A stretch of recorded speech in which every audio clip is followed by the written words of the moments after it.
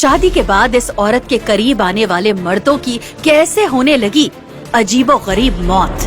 जिस पति को समझा था उसने मासूम, उसका सच जान क्यों खड़े हो गए इस बीवी के रोंगटे। कातिल को रंगे हाथ पकड़ने के लिए आखिर क्या जाल बिछाया उस औरत ने। सुनिए पति पत्नी की ये हैरत अंगेज कहानी जो सिर्फ 1 घंटे के लिए है बिल्कुल फ्री। ड्राइवर, मेरा बैग जल्दी से गाड़ी में रखो और गाड़ी निकालो, मुझे ऑफिस के लिए देर हो रही है।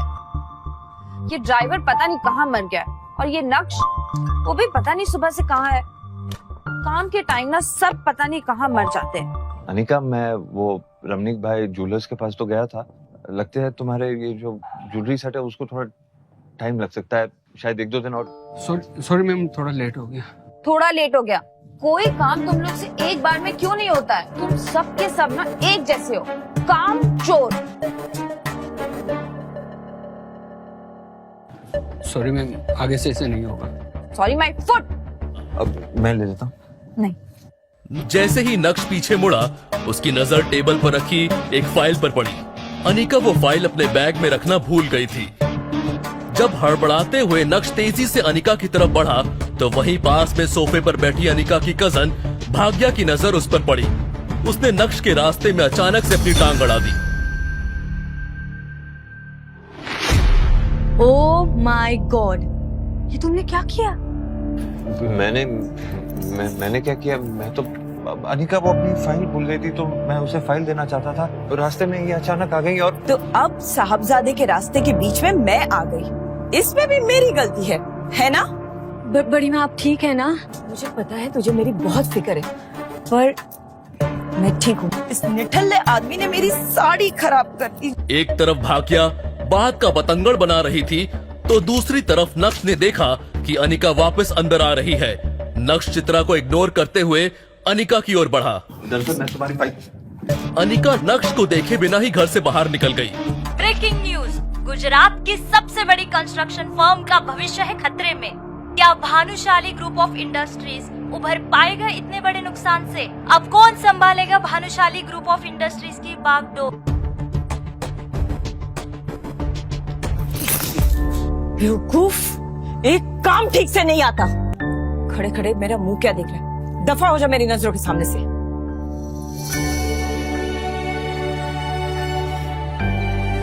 पता नहीं क्या सोचकर तेरे काका ने अनिका का हाथ इस आदमी के हाथ में दिया। हमारे तो भाग ही फूट गए। घर दामाद बनकर बस हमारी छाती पर मूंग डल रहा है। ये है जावेरी परिवार का घर। जावेरी परिवार सूरत की बड़ी बिजनेस फैमिलीज में से एक है। इस बड़े से शानदार घर में जावेरी खानदान का बड़ा परिवार रहता है और कई जॉइंट फैमिली की तरह इनके बीच में भी प्यार बस दिखावे का ही है। अक्सर यहाँ पर सुबह की शुरुआत ऐसे ही शोर शराबे से होती है और गलती चाहे हो या ना हो, इल्जाम हमेशा इस परिवार के दामाद यानी नक्श के सर पर ही आता है। पर नक्श ने कभी भी इस बात को दिल पर नहीं लिया। हर सुबह किसी और की गलती को अपने सर लेकर मुस्कुराते हुए वो अपने काम में लग जाता है। ब्रेकिंग न्यूज, गुजरात की सबसे बड़ी कंस्ट्रक्शन फर्म का भविष्य है खतरे में। क्या भानुशाली ग्रुप ऑफ इंडस्ट्रीज उभर पाएगा इतने बड़े नुकसान से? अब कौन संभालेगा भानुशाली ग्रुप ऑफ इंडस्ट्रीज की बागडोर? अरे भानुशाली ग्रुप तो सूरत का ही नहीं बल्कि पूरे गुजरात का सबसे बड़ा बिजनेस एम्पायर है। इनके साथ ऐसा कैसे हो सकता है? इनके साथ तो हम एक नया प्रोजेक्ट शुरू करने का सोच रहे थे। नक्श के चेहरे पर हल्की सी मुस्कुराहट थी जो उसकी आंखों की चमक को और बढ़ा रही थी। तभी नक्श की नजर दीवार पर टंगी अनिका के पिता रसिक जावेरी की एक तस्वीर पर पड़ी। ये देखने आप गुरुजी, आपके वादे के चक्कर में क्या क्या सहन करना पड़ रहा है इस घर में। आप तो जाते जाते अपनी बेटी अनिका का हाथ मेरे हाथों में देकर चले गए, लेकिन पीछे से आपके घर में रोज कुछ ना कुछ झेलना पड़ता है मुझे।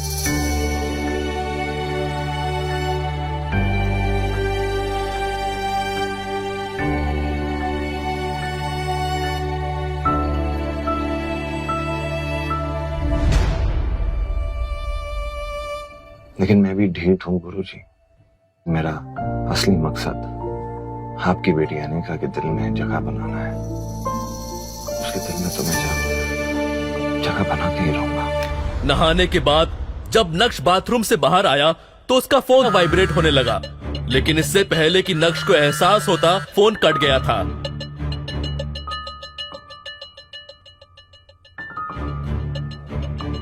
नक्श, प्लीज मेरा फोन उठा लो। मैं जानता हूं कि तुम अब भी मुझसे नाराज हो, लेकिन कुछ अर्जेंट बात करनी है। नक्श ने अपना फोन बेड पर फेंका। अभी नक्श उन मैसेजेस के बारे में सोच ही रहा था कि इतने में उसी नंबर से एक बार और कॉल आया।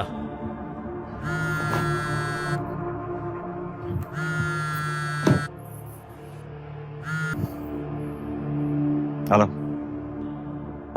हेलो नक्श बेटा। Hello mister Yashvardhan. अपना नाम सुनकर वो बुढ़ा आदमी थोड़ा सकपकाया, लेकिन यशवर्धन ने फिर से प्यार से शुरुआत की। बेटा मुझे तुम्हारी बहुत याद आती है। वो क्या है ना मिस्टर यशवर्धन, आपकी बात की दाद देनी पड़ेगी, क्योंकि आपको 2.5 साल लग गए मेरा हालचाल पूछने के लिए। अब ख्याल है आपको मेरा? बेटा इन 2.5 सालों में एक एक दिन एक एक रात मैंने कैसे गुजारी ये मैं ही जानता हूँ। मैंने कैसे अपने आप को संभाला है मैं बता नहीं सकता हूँ बेटा। मेरी आंखों के सामने ये अन्याय कैसे होता रहा। वैसे मार्केट में क्या खबर फैली है ये मैं जानता हूँ। बेटा मैंने काम की बात करने के लिए फोन नहीं किया, बस मुझे तेरी आवाज सुननी थी। मैं जानता हूँ तेरा दिल कितना बड़ा है, चाहे कितनी भी बड़ी गलती क्यों ना हो, तू अपने मन में बैर रखने वाला नहीं है। कुछ लोग ना अच्छे दिल वालों को बेवकूफ समझने की गलती कर देते हैं। और आप ठहरे यशवर्धन भानुशाली, आप तो ऐसी कभी गलती कर ही नहीं सकते। क्यों, सही कह रहा हूँ? ये सुनकर यशवर्धन समझ गए थे कि उनका काम इतनी आसानी से नहीं पूरा होगा। आप लोगों ने जो कुछ भी मेरे साथ किया उसे माफ करके मैं आगे बढ़ चुका हूँ। मेरा पोता इतना कठोर तो नहीं था। क्यों मुझे वापस उसी जगह बुलाना चाह रहे हैं जहां मुझे सिर्फ दर्द और तकलीफ मिली? क्या तेरा दिल नहीं करता है मेरी सूरत देखने को, मुझे मिलने को? बेटा एक बार मुझे मिल ले, अब फिर पता नहीं मेरे पास कितने दिन बचे। नक्श स्ट्रॉन्ग हेडेड था पर निर्दयी नहीं। ठीक है, एक और आखिरी बात बस। थैंक यू बेटा, थैंक यू।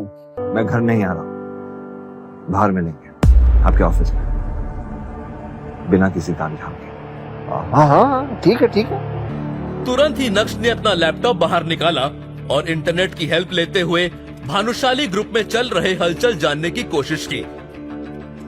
ऐसे तो नक्श के हाथ में भानुशाली ग्रुप को लेकर कुछ हाथ नहीं आया, लेकिन उसके हाथ में ऐसा कुछ आ गया जिसे देखने के बाद नक्श की आंखों की चमक 4 गुना बढ़ गई थी।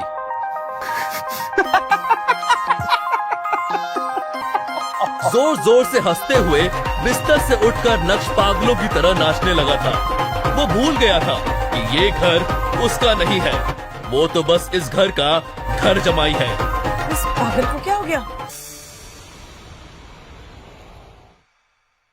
अचानक नक्श को ऑफिस में देखकर भानुशाली ग्रुप के एम्प्लॉयज शॉक्ड हो गए।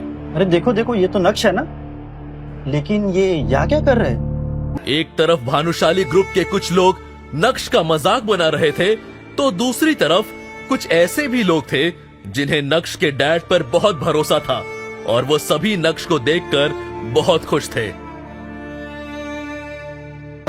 अब आया है ऊंट पहाड़ के नीचे, यही सही समय है। अब यशवर्धन, भानुशाली और नक्श एक दूसरे के आमने सामने खड़े थे। चलो आओ अंदर, आराम से बैठ के बात करते हैं। नक्श बेटा कैसे हो? तुम्हें हमारी याद नहीं आई? जिस काम के लिए आपने मुझे यहाँ बुलाया है, जो बात करने के लिए आपने मुझे यहाँ पे बुलाया है, उसकी बात करें। ये सब बातें तो आप कल भी फोन पे कर चुके हैं, है ना मिस्टर भानुशाली? नक्श बेटा तुम मेरे पोते हो, अब मैं समझ सकता हूँ कि तुम ऐसा क्यों करो। गलती मेरी है और उसकी सजा भी मुझे मिलनी चाहिए। मिस्टर भानुशाली, ये बात हम दोनों अच्छी तरह जानते हैं कि ये सब बातें करने के लिए तो आपने मुझे यहाँ पे बुलाया नहीं है। तो प्लीज ना आप अपना वक्त जाया कीजिए, ना ही मेरा। जो बात करनी है कीजिए, वरना मैं निकलूं। नक्श प्लीज प्लीज मत जाओ। इस भानुशाली ग्रुप को तुम्हारी जरूरत है। मुझे तुम्हारी जरूरत है। मैं चाहता हूँ अपने पापा की तरह तुम इस कंपनी को संभाल लो। क्या तुम अपने दादा को माफ नहीं करोगे? वैसे तो नक्श को बहुत गुस्सा आ रहा था, लेकिन उसके पास भी यही एक मौका था। मैं जानता हूँ बेटा कि कुछ सालों पहले मैं तुम्हारे पापा के साथ बहुत सख्ती दिखाई। अब मैं उस गलती को सुधारना चाहता हूँ। तुम्हारे पापा ने जिस कंपनी को जिस ऊंचाई तक पहुंचाया है अपना खून पसीना एक करके, अब वो डूबने के कगार पे है। नक्श ने अपने दादाजी को इतना लाचार और असहाय आज से पहले कभी नहीं देखा था। मगर नक्श भानुशाली ग्रुप के सीईओ दर्पण भानुशाली यानी अपने चाचा को बिल्कुल भी पसंद नहीं करता था। अपने दादाजी की बात सुनकर नक्श को उन पर दया आने लगी। ठीक है, बताइए मैं आपकी मदद कैसे कर सकता हूँ? मैं चाहता हूं कि कंपनी तुम संभाल लो और अपने पापा की तरह इस कंपनी को चलाओ। तो आप चाहते हैं कि मैं ये कंपनी ज्वाइन कर लूं, मतलब अपने चाचा के अंडर काम करूंगा, है ना? लेकिन नक्श के यहाँ आने का मकसद कुछ और भी था। आपकी मदद करने के लिए मैं तैयार हूं, लेकिन बदले में आपको भी कुछ ऐसा करना होगा जिससे मैं खुश हो सकूं, जिससे मेरे और मेरे पिताजी का खोया हुआ सम्मान लौट सके। ज्यादा कुछ नहीं करना है आपको, बस मैं कुछ शर्तें आपके सामने रखूंगा, आपको उसे स्वीकार करना है, कबूल करना है, और उसके बदले में मैं आपकी मदद करने के लिए तैयार हूं। अब तुम अपनों के आगे शर्तें रखोगे। इस दुनिया में रहना है तो दुनिया के तौर तरीके से ही बात करनी पड़ेगी, और शायद इसी में मेरा फायदा है। वो कहना कि आपको मेरी जरूरत है, मुझे आपकी नहीं। तुम्हें मुझसे क्या चाहिए? ये आपने गिना फायदे की बात। सबसे पहली शर्त, अब इस कंपनी में मैं दोबारा तभी लौटूंगा जब इस कंपनी का सीईओ मैं बनूंगा, ठीक उसी तरह जिस तरह मेरे चाचा ने मेरे पिताजी की जगह ले ली थी। मैं ये बात तो जानता था कि आपने मुझे भानुशाली ग्रुप ऑफ इंडस्ट्रीज को बचाने के लिए नहीं, बल्कि चाचा की कंपनी को बचाने के लिए यहाँ पे बुलाया, लेकिन आपको अपनी गलती का जरा सा भी अफसोस नहीं हुआ। ऐसी बात नहीं है बेटा, लेकिन अच्छा ये बताओ तुम्हारी बाकी की शर्तें क्या हैं? मेरी दूसरी शर्त यह है दादाजी कि इस कंपनी को मैं तभी ज्वाइन करूंगा जब इस कंपनी में काम करने की मुझे पूरी फ्रीडम मिलेगी। इस कंपनी में कितने पैसे आ रहे हैं, कितने पैसे जा रहे हैं, सब मेरी जुरिस्डिक्शन के अंदर होगा। सब ये समझ लीजिए कि अब ये कंपनी मेरे हिसाब से चलेगी। मैं नहीं जानता कि तुम्हारी इन शर्तों से तुम्हारे चाचा पर क्या गुजरेगी, लेकिन मुझे तुम्हारी शर्तें मंजूर हैं। अगले हफ्ते से तुम भानुशाली ग्रुप के सीईओ की पोस्ट पर ज्वाइन कर सकते हो। लेकिन नक्श भी वहां पूरी तैयारी के साथ आया था, इसलिए नक्श ने अपने दादाजी के सामने एक अग्रीमेंट पेपर रखा और उसे साइन करने के लिए कहा। क्या तुम्हें मुझ पर भरोसा नहीं है? अब जो कुछ भी मेरे परिवार पे गुजरा है उसके बाद तो आपके साइन पे ही मुझे भरोसा है। वैसे आपके लिए कॉपी लेके आया, बस ज्यादा सोचिए मत, फॉर्मेलिटीज को पूरा करते हैं। आखिरकार हूं तो मैं आपका पोता ही। मुस्कुराते हुए नक्श भी कैबिन से बाहर चला गया और जाते जाते अग्रीमेंट पेपर की कॉपी को यशवर्धन के हाथ में थमा चुका था। 4 साल पहले कॉलेज पास आउट होने के बाद जब नक्श ने अनिका के पापा के साथ काम करना शुरू किया था, तब सिर्फ अनिका के पापा ही थे जो ये जानते थे कि नक्श का पूरा नाम नक्श भानुशाली है। इतना ही नहीं, कॉलेज की पढ़ाई के दौरान उसके दोस्तों को भी उसके बारे में कोई जानकारी नहीं थी। अनिका के पापा के साथ काम करते वक्त नक्श की मुलाकात अनिका से हुई और पहली नजर में ही वो अपना दिल खो बैठा। लेकिन उसे क्या पता था कि इतना प्यार होने के बाद भी जब वो अनिका से शादी करेगा तब उसे उस शादी में एक जिल्लत की जिंदगी के अलावा और कुछ नहीं मिलेगा। भले ही मैं अनिका को अपना सच इतनी जल्दी नहीं बताऊंगा, लेकिन आज मुझे महसूस हो रहा है कि मेरे अंदर कुछ बदल गया है, जैसे मेरे हाथों में कोई पावर आ गई है। नक्श कहाँ है? कुछ बताकर गया है, फोन नहीं उठा रहा।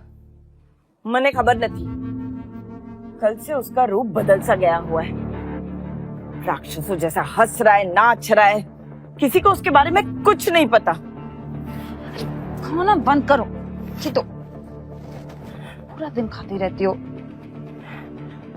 अनिका, नक्श मनचला होता जा रहा है। मुझे लगता है उसे रास्ते पे लाना पड़ेगा। मॉम, मैं सोच रही थी आज ये महाशय को ऑफिस लेकर जाऊं, पर ये घर पे ही नहीं है। आपने ये शादी इस गधे से क्यों कराई है? शू करे छे? तुझे ऊपर जाने की बहुत जल्दी है? बिल्कुल नहीं। तो शांति से बैठना, क्योंकि तेरे सवालों का जवाब ऊपर तेरे पप्पा दे सकते हैं। तेरे साथ साथ मेरी भी किस्मत फूट गई। कम ऑन मॉम, ये कैसा जोक है? जोक? मजाक मैं कर रही हूँ या तू? पिछली बार उसको ऑफिस लेके गई थी तो याद है ना क्या हुआ था? फिर से उसको लेके जाके अपना मजाक उड़वाना चाहती है? वैसे बस ऑफिस तक लेके जाऊंगी, अंदर आने नहीं दूंगी। फिर वो ज्वेलरी शॉप में जाएगा, मेरा नेकलेस लेगा और घर वापस आ जाएगा। और वैसे भी इससे ज्यादा मैं उसके साथ टाइम स्पेंड नहीं कर सकती। कि तभी नक्श वहां आ गया। ये लो, आ गए साहबजादे नैन मटक्का करके। मॉम अभी नहीं, प्लीज प्लीज, मुझे ऑफिस के बहुत लेट हो रहा है और विहान मेरा वहाँ पे वेट कर रहा होगा। विहान का नाम सुनते ही नक्श के चेहरे का रंग फीका पड़ गया। तो मेरे साथ ऑफिस चलो, उसके बाद ज्वेलर शॉप से मेरा सेट उठाना और फिर घर वापस आ जाओ। देख क्या रहे हो, चलो अब, तुम्हारे वजह से ऑलरेडी मुझे बहुत लेट हो गया। नक्श चित्रा से तो कभी कभार बहस कर लिया करता था, लेकिन वो अपनी वाइफ अनिका से कभी भी जुबान नहीं लड़ाता था। चलो। अनिका और नक्श कुछ ही देर में अनिका के ऑफिस पहुंच गए। अनिका जब अपने कैबिन में पहुंची तो उसका दोस्त और बिजनेस पार्टनर विहान बजाज पहले ही वहां बैठा उसका इंतजार कर रहा था।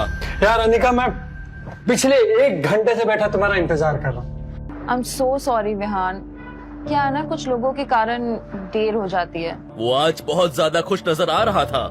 विहान, आज तुम बहुत ज्यादा खुश लग रहे हो। कोई लॉटरी तो नहीं लगी तुम्हारी? भाई साहब, अब तुम्हारा आना किसी लॉटरी से कम है क्या? भाई साहब, ये मत भूलिए कि आप एक ऑफिस में हैं, और ये भी मत भूलिए कि आपको दोस्ती की सीमा नहीं लांघनी है। तुम चुप रहो। इम्पोर्टेंट ये नहीं है कि आज मैं इतना खुश क्यों। इम्पोर्टेंट ये है कि मैं आज तुम्हारे लिए एक गिफ्ट लेके आया हूँ। मेरे लिए? जी हाँ, ये देखो अनिका, तुम्हारे लिए रेयर डायमंड का नेकलेस। जी हाँ। वाह, कैसा लगा? अच्छा लग रहा है ना? अनिका, ये असली डायमंड का नेकलेस नहीं है, बल्कि ये तो कॉपी है। यकीन मानो मेरा, ये फेक है अनिका। अनिका नहीं जानती थी कि नक्श भानुशाली खानदान से ताल्लुक रखता है। भानुशाली ग्रुप रेयर डायमंड के बिजनेस में भी है, और क्योंकि नक्श भानुशाली ग्रुप का हिस्सा रह चुका था, इसलिए उसे डायमंड की अच्छी खासी परख थी। तुम्हें बोला है ना, बीच में मत बोला करो, चुप रहो। हाँ, ये मतलब असली रेयर डायमंड नेकलेस नहीं है, बस इसकी क्वालिटी रेयर डायमंड नेकलेस से थोड़ी सी कम है। पर अनिका, मुझे जब भी रेयर डायमंड नेकलेस मिलेगा ना, मैं डेफिनेटली तुम्हारे लिए लेके आऊंगा, मैं प्रॉमिस। वाह, बहुत अच्छी बात है। मतलब रेयर डायमंड नेकलेस इस दुनिया में सिर्फ 10 बने हुए हैं और ये भाई साहब लेके आएंगे। ऐसे इंसान का तुम भरोसा नहीं कर सकती हो। और तुम्हें रेयर डायमंड नेकलेस की क्या जरूरत है अनिका, जब तुम्हारे पास असली डायमंड है? तुम चुप रहोगे? पर इस वक्त अनिका के पास विहान को दिलासा देने के अलावा और कोई चारा नहीं था। तो क्या हुआ विहान, अगर ये कम क्वालिटी वाला डायमंड नेकलेस है? जहाँ तक मुझे याद है, उसमें से एक हीरे की नेकलेस की नीलामी हुई थी और वो डायमंड नेकलेस कहीं 1.5 से 2 के बीच में, 2 करोड़ के बीच में बिका था। विहान, तुम्हें कोई रेयर नेकलेस लाने की जरूरत नहीं है, ये भी बहुत सुंदर है। I really love it. I mean, you know what, मैं इसको बहुत संभाल के अच्छे से रखूंगी। भूल जाओ बेटा विहान, अनिका को इम्प्रेस करने में कंगाल हो जाओगे, कंगाल। अनिका, मैंने आज तक तुम्हें कुछ नहीं कहा, लेकिन आज मैं चुप नहीं बैठूंगा। मैं तुम्हारे लिए रेयर डायमंड नेकलेस लेकर आऊंगा, ये मेरा तुमसे वादा है। अपने दिल की बात अनिका के सामने रखने के बाद नक्श ने अनिका के जवाब का इंतजार भी नहीं किया और उसके कैबिन से बाहर निकल गया। क्या नक्श को खुद से दूर रखकर मैंने कोई गलती तो नहीं की? ये क्या सोच रही हूँ मैं? विहान मेरा बिजनेस पार्टनर है, मेन इन्वेस्टर है। नक्श की इस हरकत की वजह से अगर विहान कंपनी से बैकआउट कर गया तो क्या होगा? मैं मेरी इतने साल की मेहनत को जायज नहीं जाने दूंगी। इसलिए वो भी नक्श के पीछे पीछे कैबिन से बाहर आ गई। नक्श, ये क्या पागलपन है? तुम्हें किसने हक दिया कि तुम मुझे ये बेफालतू की सलाह दो? जब भी तुम्हें ऑफिस लाई हो ना, तुम हमेशा कुछ ना कुछ उल्टा ही करते हो। गलती हो गई मुझसे, गेट लॉस्ट नाउ। जैसे तैसे अनिका ने अपने गुस्से को दबाते हुए मामले को खत्म करने की कोशिश की, लेकिन उसे क्या पता था कि अभी तो मामले की बस शुरुआत हुई थी। अबे ओ, रुक, जाता कहाँ है? और उसने अपनी चाल बढ़ाते हुए नक्श का पीछा किया। अबे भाग कर रहा है? बहरा है क्या? तब से आवाज दे रहा हूँ, सुनाई नहीं दे रहा है तुझे? अबे तू है कौन? तेरी औकात क्या है? तूने मेरे सामने मेरे गिफ्ट का मजाक उड़ाया। मैं दावे के साथ कह सकता हूँ तू मार्केट में जाके खुद को बेच भी देगा ना, तब भी वो नकली हार नहीं ला पाएगा। बड़ा है बात करता है। तुझे ना तुम्हारी मार्केट वैल्यू पता होनी चाहिए। 0 डब्बा। बोल। पहली बात, जो लड़की तुम्हारे सामने खड़ी है ना, वो मेरी बीवी है, तो बेहतर यही होगा कि तुम उससे दूर रहो। दूसरी बात, तुम्हारा दिया हुआ हीरे का नकली हार की कोई जरूरत नहीं है, ये मैं खुद इसे लाके दे सकता हूं। तो अपना ये ढोंगी दिखावा बंद करो। तीसरी बात, जिसकी खुद की जेब में नोट नहीं होते, वो चिल्लत बजा के दिखावा नहीं करते। इसी के साथ नक्श ने विहान को एक बाजू ढकेला और ऑफिस से बाहर निकल गया। नक्श के वहां से जाने के बाद कुछ देर तक विहान वहीं खड़ा रहा, लेकिन इतनी बेइज्जती होने के बाद वहां रुकने का कोई सेंस नहीं था। ये अंजी कॉर्पोरेशन का ऑफिस था, जिसकी चेयरपर्सन अनिका थी। अपने कैबिन में जाने के बाद अनिका गुस्से से आग बबूला हो रही थी। अंजी कॉर्पोरेशन के ऑफिस से बाहर आकर नक्श काफी खुला खुला महसूस कर रहा था और नक्श इस शुरुआत को बरकरार रखना चाहता था। तभी अचानक से नक्श का फोन बजा और जब उसने स्क्रीन पर अपने दादाजी का नाम देखा। Mister Bhanushali, what a coincidence. मैं भी आपको फोन ही करने वाला था और देखिए आपका फोन आ गया। ठीक है, तो काम की बात कर लेते हैं। अगले हफ्ते तुम भानुशाली ग्रुप के नए सीईओ की कुर्सी पर बैठने वाले हो, तो मैंने तुम्हारी ये खास आदमी से मीटिंग फिक्स की है। एड्रेस तुम्हें व्हाट्सएप कर दिया है, तो तुम मुझसे कल मिल लेना। मुझे किसी को भी मिलने में कोई प्रॉब्लम नहीं है, लेकिन आपको भी मेरी 2 शर्तें पूरी करनी होंगी। पहली शर्त, आपको आज के आज मेरे लिए एक रेयर डायमंड नेकलेस का बंदोबस्त करना होगा, और दूसरी वो मैं आपको व्हाट्सएप कर रहा हूँ। नक्श पॉइंट टू पॉइंट बात कर रहा था और उसका एटीट्यूड 7वें आसमान पर था, जो यशवर्धन को बिल्कुल भी पसंद नहीं आ रहा था। हटो। Golden domain society. Golden domain society Surat की ही नहीं बल्कि गुजरात की सबसे लग्जरियस सोसाइटीज में से एक थी और इस सोसाइटी से पूरे सूरत की खूबसूरती को नापा जा सकता था। दरअसल यही वो जगह थी जहां नक्श के दादाजी ने आज उसकी एक सीक्रेट मीटिंग फिक्स की थी। उसने सोचा ही नहीं था कि जिस इंसान से वो मिलने आया है वो कोई और नहीं बल्कि उसका चाचा दर्पण भानुशाली होगा। ये जानकर नक्श अपने चाचा से बिना मिले ही वहां से जाना चाहता था, लेकिन तभी अचानक से उसके कान में एक आवाज सुनाई पड़ी। नक्श।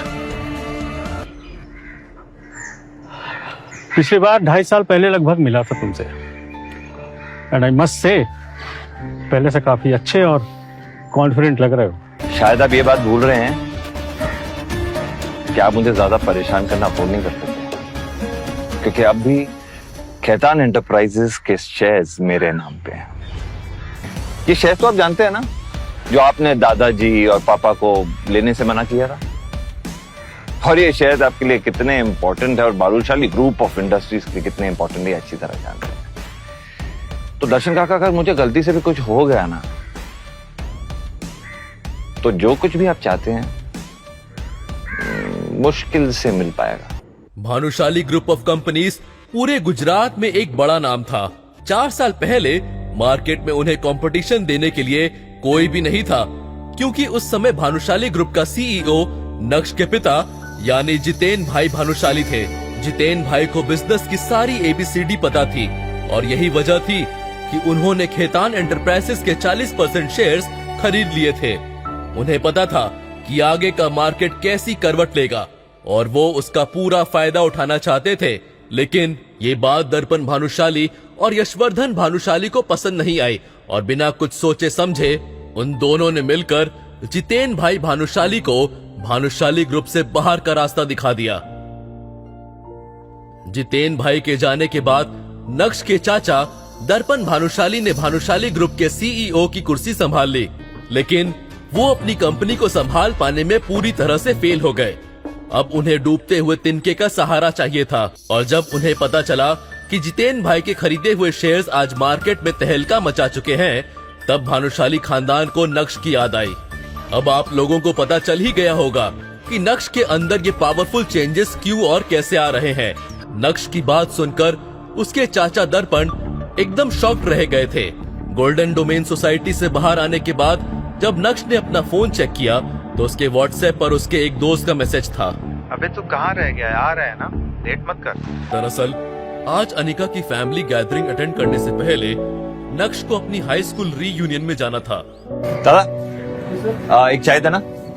ग्रेजुएशन के बाद इतने सालों में नक्श पहली बार अपने किसी कॉलेज या स्कूल रियूनियन में जा रहा था। इतने सालों में नक्श अपने किसी भी दोस्त से भी नहीं मिला था। उस रीयूनियन पार्टी के बारे में सोचते हुए नक्श को अपने सारे पुराने क्लासमेट्स याद आने लगे। नक्श सोचने लगा कि स्कूल के दिनों में वो कितना खुश रहा करता था। रियूनियन में तो शिवानी भी मिल सकती है। दरअसल शिवानी वो लड़की थी जिसे नक्श स्कूल के दिनों में पसंद करता था। हटो। और उसके करीब जाने के लिए उसने काफी पापड़ भी बेले थे। नक्श के सारे दोस्त उसे शिवानी के नाम से चिढ़ाते भी थे। शिवानी, तुम्हारे लिए ये सब क्या है? तुम्हारी हिम्मत कैसे है मुझे रोज देने की? देखना, एक दिन मैं इतनी बड़ी सुपर स्टार बनूंगी ना, ऐसे लोग मेरे आगे पीछे घूमेंगे। जाओ यहाँ से। एक बार डांट खाने के बाद नक्श के दिमाग से शिवानी का सारा भूत उतर गया था। नक्श को शिवानी से मिलने का डर तो था ही, पर वो रीयूनियन पार्टी के लिए लेट नहीं होना चाहता था। दूसरी तरफ अंजी कॉर्पोरेशन में दुनिया में इतने अजीब आदमी भी होते हैं क्या? मुझे तो लगा था कि मैडम उसको छोड़ देगी, लेकिन ये तो उल्टा खुद मैडम के सर पर नाच रहा है। मुझे तो कभी कभी लगता है कि उन दोनों की शादी हो कैसे गई। अरे शादी छोड़ो, 2 साल में उनका डिवोर्स कैसे नहीं हुआ? अनिका ये देखकर हैरान थी। अभी अचानक से उमा ने देखा कि अनिका उनकी सारी बातें सुन रही थी। सॉरी मैम, हम लोग तो बस यूं ही। इससे आगे बोलने की हिम्मत उमा के पास भी नहीं थी। अनिका के मन में ये भी चल रहा था कि आखिर नक्श की वजह से उसे और कितना बेइज्जत होना पड़ेगा। पापा, मैं तो आपकी सबसे प्यारी बेटी थी ना। मैंने तो सोचा था कि आप मेरे लिए जो भी सोचोगे, जो भी चुनोगे, अच्छा ही चुनोगे। इसीलिए मैंने कभी किसी को डेट नहीं किया, किसी के साथ रिलेशनशिप में नहीं आई, शादी की शर्त रखी। फिर भी आपने जिस गधे के साथ बांध दिया। अपने दिल की बात अपने पापा के सामने रखने के बाद अनिका फूट फूट कर रोने लगी थी। दूसरी तरफ चित्रा सोफे पर आराम से बैठकर टीवी देख रही है। जैसे ही चित्रा ने नक्श को अंदर आते हुए देखा, वैसे ही चित्रा ने कहा, नक्श, इधर आओ, मुझे तुमसे कुछ बात करना है।